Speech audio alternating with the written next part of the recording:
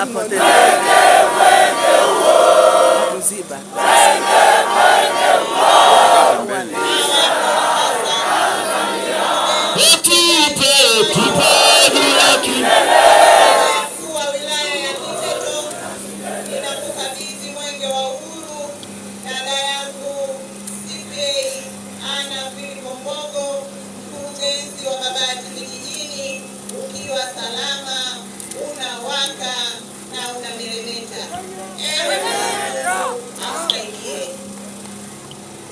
Mimi Ana Philip Mbogo, mkurugenzi wa halmashauri ya wilaya ya Babati, kwa niaba ya Mheshimiwa Kaimu Mkuu wa wilaya ya Babati, nakiri kupokea Mwenge wa Uhuru 2026 ukiwa unawaka, unang'ara, unameremeta, pamoja na wakimbiza mwenge kitaifa 6 pamoja na waratibu wao, mratibu wa mwenge mkoa pamoja na itifaki yote ya mkoa.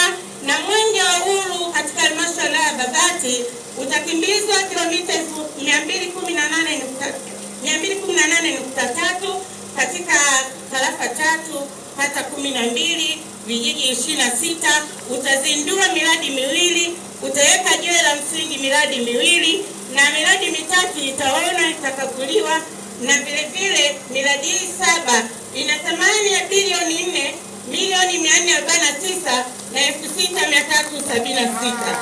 Mwenyezi Mungu nisaidie.